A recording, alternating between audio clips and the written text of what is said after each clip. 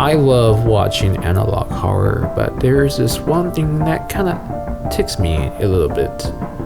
The same sound that is used countlessly through a lot of these analog horror films, so I decided to make my own.